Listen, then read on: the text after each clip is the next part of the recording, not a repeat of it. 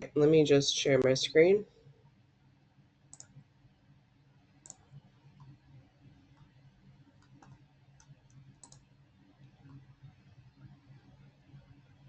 Takes a moment to load.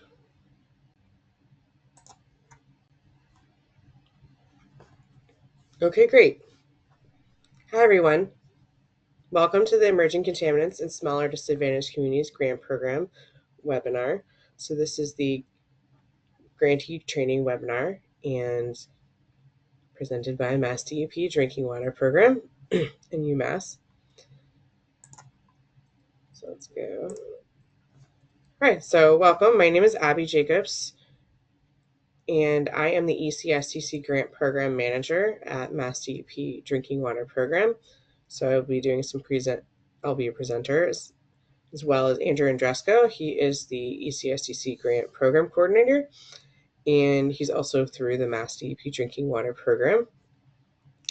And then we have Eric Leanne, who is the Technical Assistance Provider through UMass for their Small Water Systems Assistance Program. So I'll tell you a little bit about that as well. So to get everyone in the right frame of mind, here is the agenda of what we are covering today. So first, I will give some background on the EC-SDC program. Then we'll talk about the process, starting from the award letter to contracts to invoicing. Then we'll talk about grant requirements, and this will go over reporting, permitting, Build America, Buy America, shortened to BABA, cybersecurity, and a few other things. And then we'll wrap up with technical assistance, talking about our help that we have through UMass and through MassDEP. So just to give a little background and remind you about the EC-SDC program, in February 2023, EPA announced the EC-SDC program, and essentially what the EC-SDC grant provides is states and territories with grants to public water systems in small or disadvantaged communities, and this is to address emerging contaminants. That includes PFAS and manganese. So this is through the federal government provided monies to states and territories, and then will grant out as a sub-awardee to public water systems. And in the federal fiscal year 2022 and 2023, EPA allotted a total of about $38 million to Massachusetts for this program. And then in the federal fiscal year 24, an additional $19 million for the program. So in general, the project and budget timeline is 6 years from Massachusetts recipient of funding. So essentially the 2022-2023 monies runs through September 2029, and the 2024 money runs through September 2030. So all projects will have to be done by that time. EPA also has talked to us about allotments for the federal fiscal year 25, and that it will be announced soon. It sounds like that's all moving forward, so we're looking forward to getting through that as well. We're working on our work plan and all that. So there should be some more money coming our way again soon, which is great. Okay, next we have Andrew Andresco, who's going to talk about the EC-SDC grant process. Thanks, Abby, and thanks everyone for making time this morning to join. I know that we were particularly thrilled that we got a rep from every award grantee to attend. We were not so lucky in December, so this is a big thrill for us that everyone is able to make the time. If they weren't, the recording is going to go out automatically. That's why I was encouraging everyone to register. So just very happy and very grateful about that. It's so good to be with all of you. I've communicated or emailed with all of you, so this is a good chance for you to kind of see what we're doing behind the scenes. With the grant process, as I said, the grantees attending this webinar have all received their award letters, and many have executed contracts and are proceeding with their projects. That means that MassDEP and the EPA have confirmed the projects for funding. So let's begin with the award letter. When you received the award letter, you received a grant contract intake form, and you also were given instructions to follow a link to complete a Massachusetts substitute Form W-9. I'm going to circle back to that when I'm done with this slide. So you complete that. The contract documents then are prepared on our end with that information that you've provided in the intake form. We send those out to you.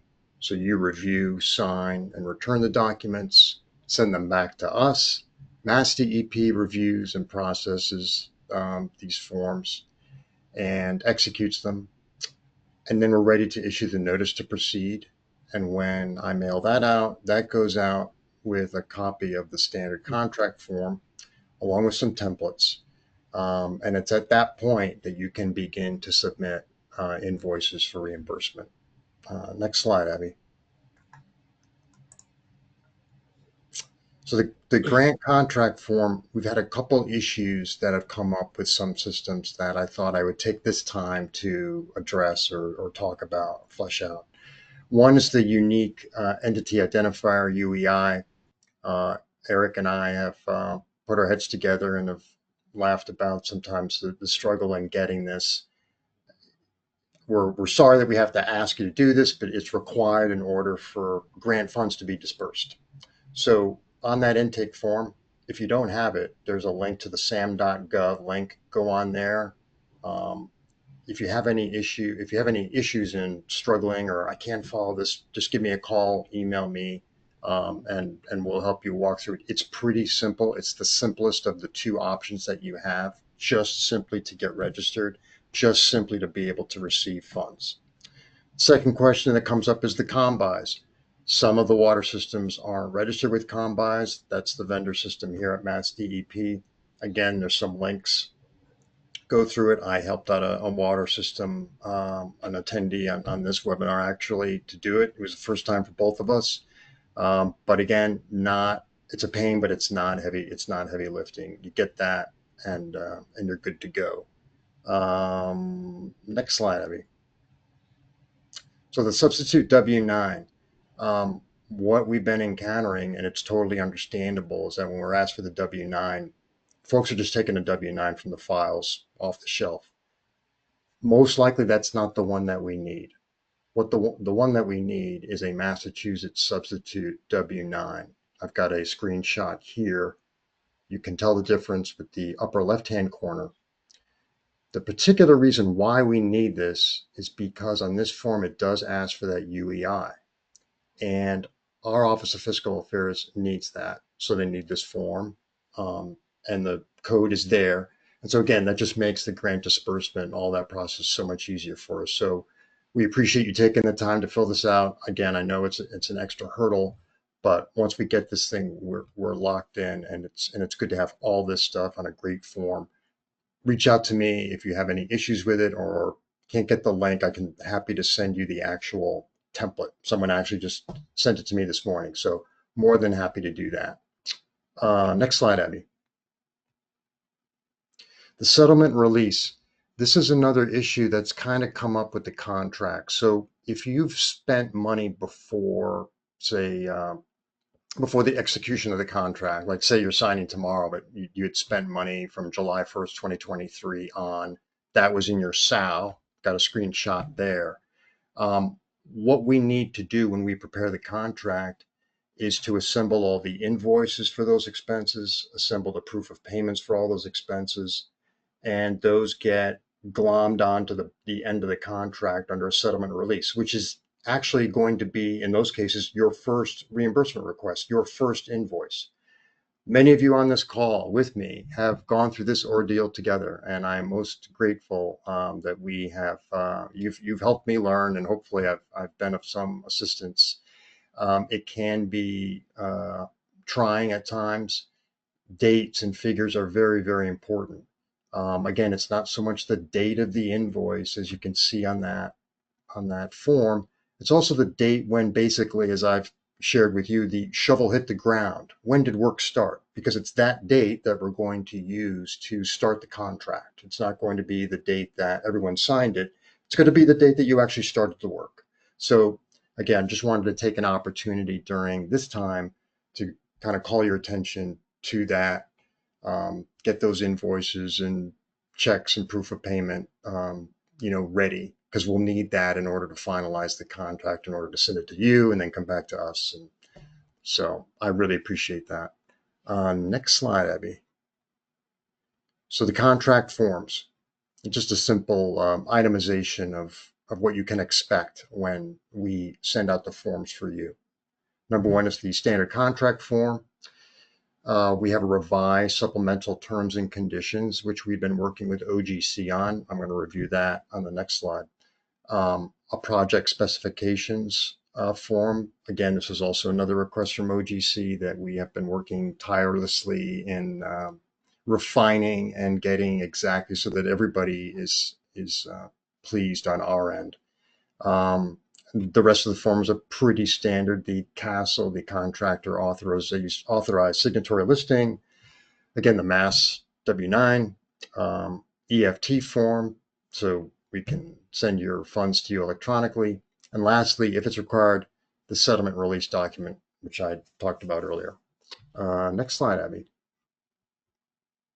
So the revised supplemental terms and conditions, again, this would something that we'd worked on with OGC. Just very quickly, what's different from this versus the earlier the earlier terms and conditions, excuse me. We removed the signage requirement. There were some additional conditions that OGC needed to have in there. There's updates to the federal terms and conditions general language. So there were just compliance language in accordance with federal grant regulations and so on, so that the funding was, commensurate with EPA, terms and conditions. There's an update to termination language to reflect the termination provisions outlined in the Code of Federal Regulations. There's an addition of federal payment attestation language. So some languages added that grantees are required to attest to and include with any request for payments. There's a prohibition of payment of penalties with grant funds. Understandably, you can't use the grant funds to pay a compliance fee that you had gotten. And lastly, there's a requirement that the grantee obtains all necessary federal, state, and local permits. And I also wanted to use the slide to remind folks on that standard contract form and on the supplemental terms and conditions, there are links. We exhort you to click on those links. I know it can be akin to the terms and conditions that you have when you're uploading an app and don't want to read them, but we really, really stress that you follow those links and read, because there's a lot more language in there that just isn't in the document. Next slide, Abby. So the project specifications, this is another document, another thing that we've been working on that OGC said we need to have as part of this contract. It's the new document outlines and summarizes all the information on your project in a few pages. It provides an overview highlighting all the details of your project as you indicated to us in your scope of work and budget forms. I don't think this applies to anyone on this call, but if you've completed the project, it's not going to apply to you. You are done. Next slide, Abby. I'll get into the little detail of the project specifications. Here are just the sections, and I screenshotted just what the front page of the first page of the project specifications looks like. There's an intro and project title, talks about the EC-SDC grant, a few basic specifics to your project, the type of public water system, the project title, the points of contact you've provided. The federal award section is just standard language describing the EC-SDC award and grant. The project summary is drawn from your scope of work and currently used in providing a summary that we provide to the EPA. The scope of work and deliverables section includes milestones and dates. This is specific to your project. It can include research and testing. Another example is permitting, where the deliverable is the permit from your regional MassDEP office. Milestones are based on your scope of work and from other information that you've submitted to the EC-SDC program. These are generous dates, which will allow for any unexpected delays in the project. All projects need to be completed by September 30, 2029 or September 30, 2030, depending on which grant your project is on, which work plan, the fiscal 22-23 or fiscal year 24. And finally, the use of grant awards fund section, which is simply taken from your scope of works budget table. So we use that budget table and insert that into the project specifications document. Next slide, Abby. The invoice template. This is what's going to be included in your notice to proceed, along with some other templates that I'll talk about. This is essentially a cover sheet for your invoices. This template will be sent along with the notice to proceed. As I said, please save a copy as a template and include this with each batch of invoices you submit to MassDEP. At the top, please include your organization's letterhead and the date. These are custom generated for each public water system, and most of the details will be provided, such as the name, ID number. There's some other ID numbers like Mars and vendor codes. Then fill in the reimbursement request number, starting with 1. If you happen to have a settlement and release as part of your contract, that was your first reimbursement request, so you'd actually start with number 2. Indicate the total number of invoices included in this batch. For each invoice, please list the vendor, invoice date, invoice number, and a brief description and the invoice amount. Then total up the amount indicated for all invoices and fill out the balance of grant award table. In our example, City Hall, the award amount was $65,000. So again, that's going to be pre-populated. Indicate the total amount of previous invoices plus the total of all invoices and subtract that from the award amount for the remaining balance column. Then read the certification carefully and indicate your information and sign the form. And like everything else, submit it to the program director email, and please feel free to CC me as well. I think most of you have been doing that on this, and I really appreciate that. It just helps us move these things along efficiently and get you all paid as quickly as we can. Next slide, Abby. The monthly progress report. This report notifies us of any project delays, status, and changes in key personnel. This template, like the invoice template, will be sent along with a notice to proceed. Please complete and submit by the 15th of the following month. So for example, the April 2025 report will be due May 15th. Again, please submit these to the program director email, subject with your PWS ID number, progress report, EC-SDC grant, and then with a CC to me. Please leave the naming structure of the report intact, adding only the applicable month and year. Again, please reach out to me if you need another copy of the monthly progress report. If any project details have changed from what you have indicated on the SAO documents, this is a good time to use this report. And this is one of the reasons why, we're so hard on send us your monthly reports. So again, really appreciate the time and the diligence that all of you have shown. It helps us keep track of this enormous grant. To review this one-page report, indicate the reporting period. The example of the month was February 25th. I've got up there. The Mars doc ID, all those things are going to be pre-populated. I'm going to customize these or have already for you. Then indicate the project manager or main contact for this project. Include the project status, whether it's ongoing, on hold, or is completed. Please include a brief description completed during the month. In our example, February. Then indicate your expected or estimate of completion date of the project, month, year, so we know the timing of your project. Then also indicate any other important notes, include any delays, changes in key personnel, anything else relevant to the project.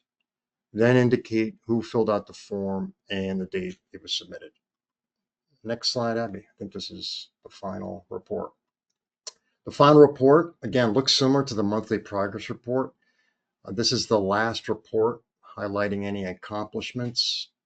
So please include photos, data, lessons and challenges, anything that helped the public water system achieve its goals.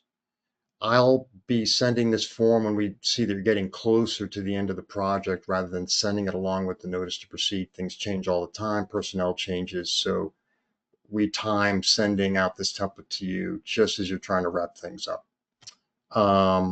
Once everything has been finished on the project, indicate the period of time the project took place. In this example, the project ran from September 2024 to June 2026 and would be completed in June 2026. The next 4 line items will be pre-populated, then include the project manager, and provide a narrative of project progress and accomplishments. It's most helpful if you can highlight any of the benefits to the community, attach any photographs, data that aided the public water system achieve its goals. Then include lessons learned and challenges involved. And finally, indicate the name of the person submitting the form and date submitted. Then submit that to the program director email. Again, feel free to CC me as well. And that is that slide. And Abby, I appreciate you running these for me. Yep, no problem. Thank you, Andrew. So just want to note, MassDEP does reserve the right to post the final reports on the website. Try to give you a heads up if you end up being posted. Just it's in your contract as well. So, okay. So now we're going to talk about some requirements. Most of these are straight from EPA requirements. So the first one is Build America, Buy America. Typically say BABA, so I'll probably say that a bunch in here. So this generally applies to infrastructure and construction projects and grants that are over $250,000. So I just eliminated a bunch of you guys for this one, but bear with me for those who it applies to. Materials and products for the projects must be built or bought in America. So specifically, this applies to iron, steel, manufactured products, and construction materials, and it doesn't apply to asphalt paving, temporary structures, and materials that are removed by the end of this construction. So that could be like equipment, furnishings, such as desks, chairs, computers, things like that. So to demonstrate that this applies to, the documentation we need is a copy of bid documents or design plan with the list of materials, as well as a copy of certification document from the manufacturer for each type of material purchased. So those are the 2 documentations we need. If you have any questions, let me know. So BABA does not apply to research and testing projects, so like pilot testing projects or purely planning and design projects, because they don't involve construction. So, and as I said, it's also not applicable to grant amounts less than 250,000 for construction, and that's generally the small project general applicability waiver. BABA also is not applicable if the project has an EPA project level waiver or other waiver. So, for example, it could have a public interest waiver, or for design and planning initiated prior to May 14th, 2022, or you have a de minimis waiver. There's a few other waivers as well. You can also get a project level waiver. And if your project has a copy of one of these waivers, we would need a copy of it, or a copy of your planning and design document if your design began before May 14th, 2022. So I've also added the EPA BABA website at the bottom there there's lots of great information there for you on BABA. Next is the flood risk management standards.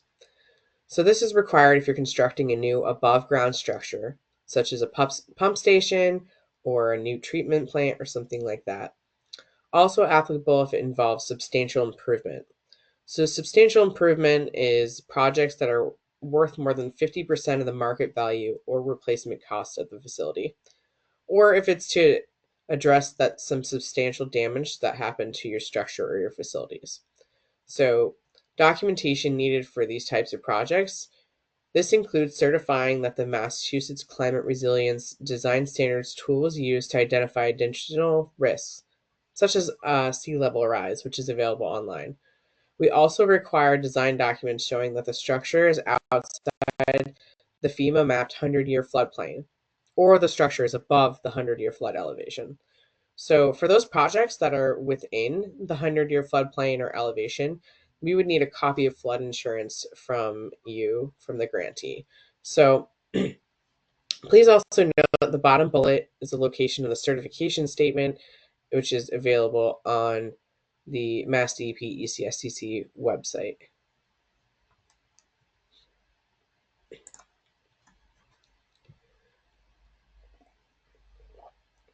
So our next topic is cybersecurity. I know a lot of you have heard about cybersecurity a lot lately, and it's part of the requirements for this grant as well. So essentially, it's required if it's involved infrastructure components with operational technology with cybersecurity risk.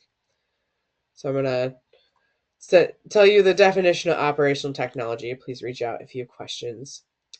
Operational technology equipment is defined as hardware and software that detects or causes a change to water treatment and/or distribution processes through the direct monitoring or control of physical devices, processes, and events in the enterprise.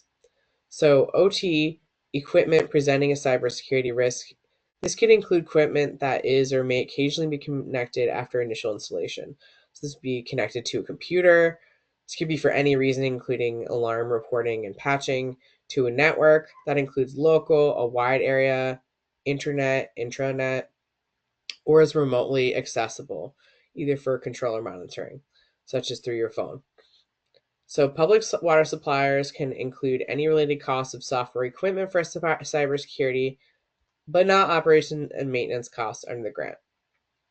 So documentation required for cybersecurity is completing a certification statement stating the PWS has performed a cybersecurity assessment, or if the PWS has not performed a cybersecurity assessment, a certification statement that they have registered with EPA or the Cybersecurity and Infrastructure Security Agency, so CISA, for free assessment, or that you will perform a self-assessment within 30 days.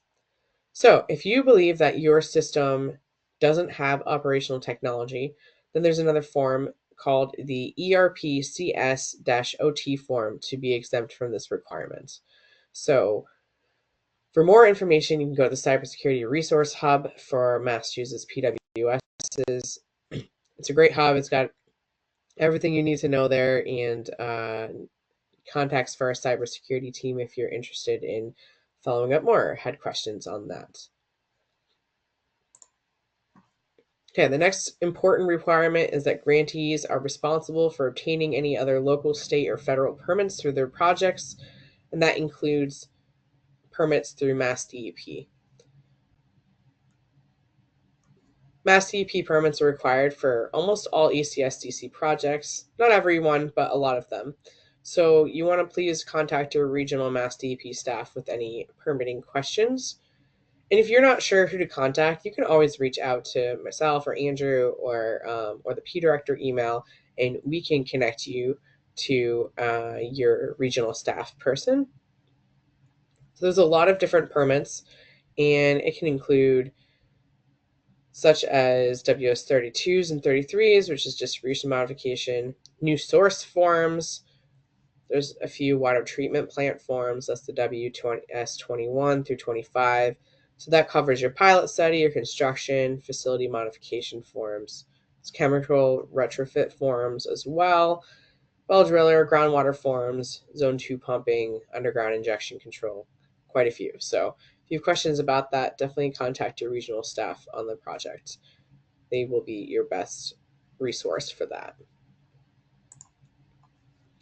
All right, next requirement is Massachusetts Environmental Policy Act, which is MEPA. And honestly, most EC-SDC projects will not require MEPA review, so such as work that's inside an existing building, and that doesn't require it.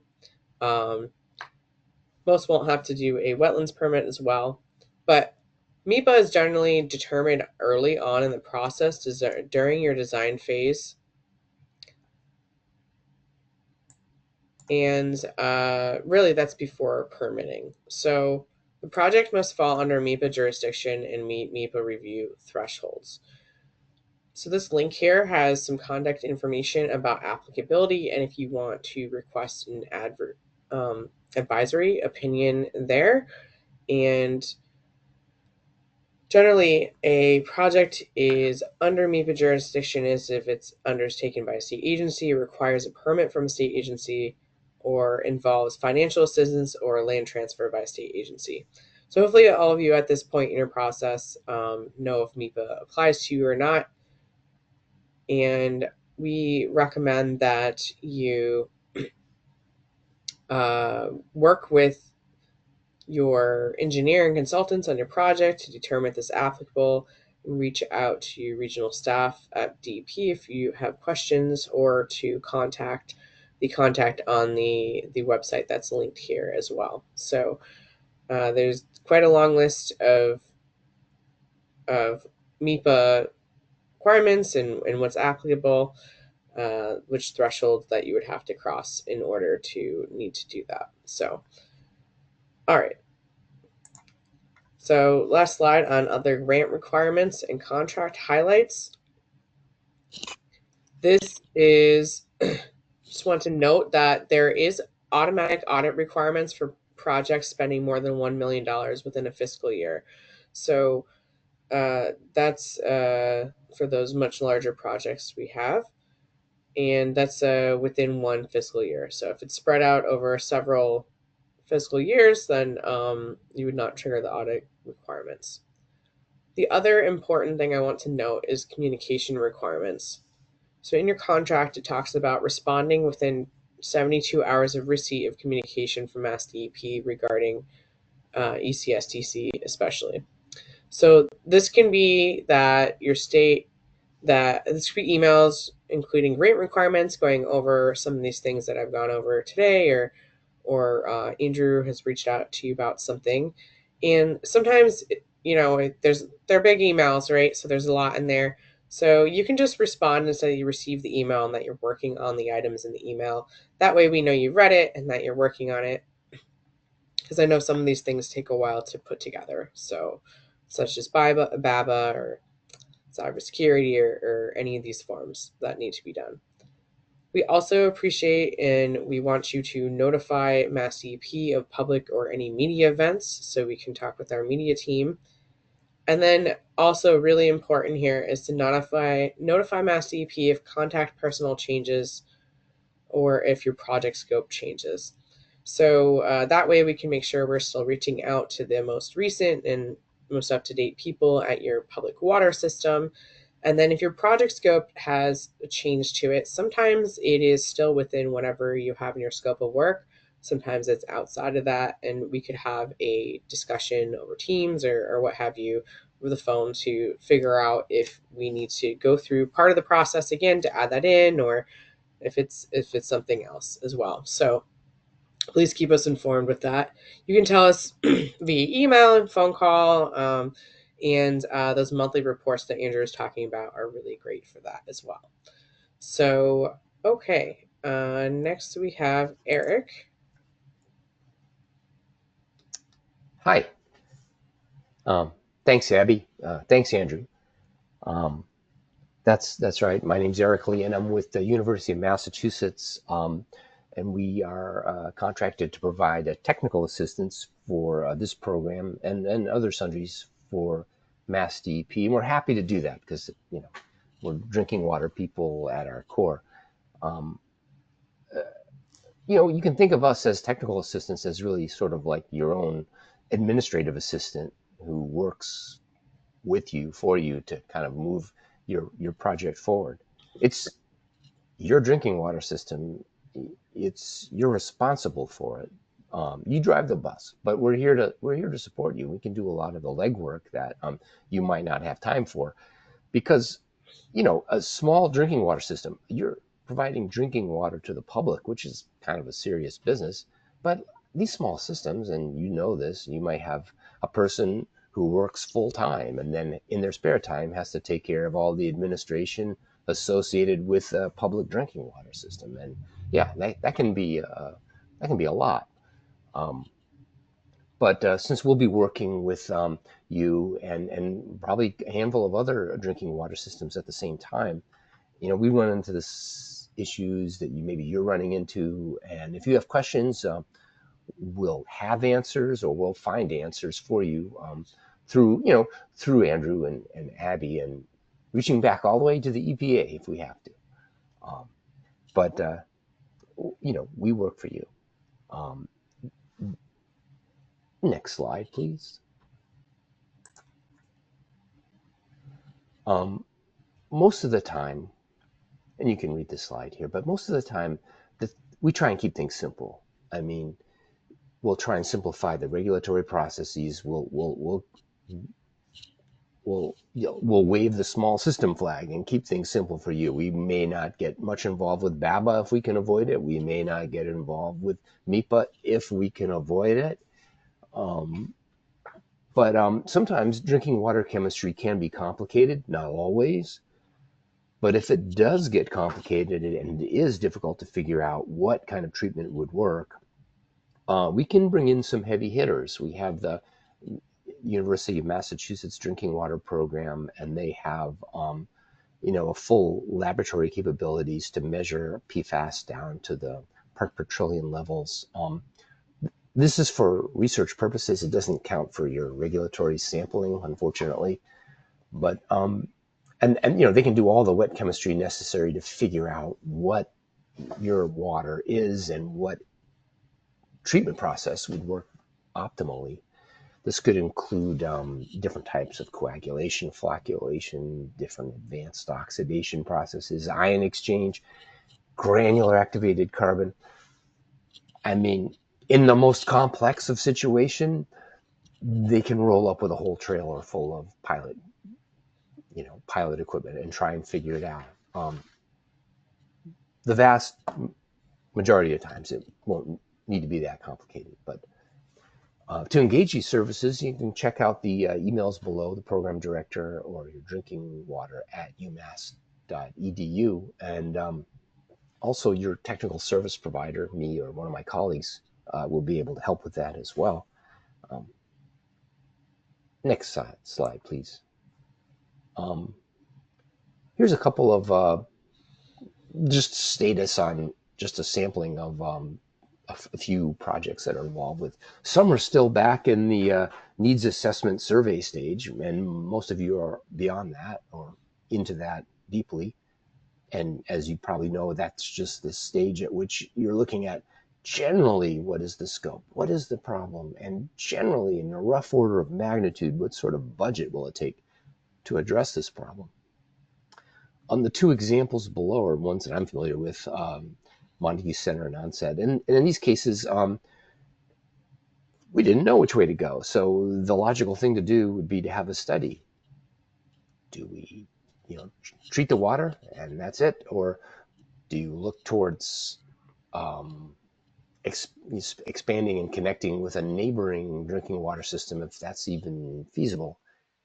The situation may vary, but in order to keep things moving along, the answers to that questions need to be determined, and so you have to study it first. Others are already in let's get something built stage, and that's important too. And there's a lot of permitting and things like that involved. I want to also mention that as your technical assistance provider, when things get complex enough and you bring on a consulting engineer to work, they may do all this for you. And as I'll borrow a phrase from the Marine Corps, I think it is, you either lead, follow, or get out of the way. And we can do that. We can also, when your consultant is running forward with this, we get out of the way. Come back and keep us in the loop, if you will, and we'll help you with questions. But next slide, please. So at this point, I want to point out that, there's me, Eric Leon, but also we have a few other people who are available to serve as resources for you for technical assistance, technical and administrative assistance. And I don't know if we could hear if Adam or Christina can pipe up just so you can hear their voices or see their faces, but They're actual people. They're out there for you, and we'd be happy to help out. Oh, they're muted. Yeah, but nonetheless, that's it. Next slide, please. Any questions? And this would open it up to both Andrew and Abigail and Abby and everybody. Thank you, Eric. Should we stop recording? Oh, sorry. Christina, if you wanted to introduce yourself, and then we'll stop recording. Hi, my name is Christina McInally, and I mostly work with the Northeast region and whatever else it needs help. So I did some cases on the Southeast region and also in the Central. And I did work with this first two cases what Eric had. And with the first one, we passed needs assessment and we're working on a scope of work. And the second one, we're kind of waiting to proceed with the scope of work. And nice to meet you all. Thank you, Christina. How about we stop recording and we can start the Q&A session.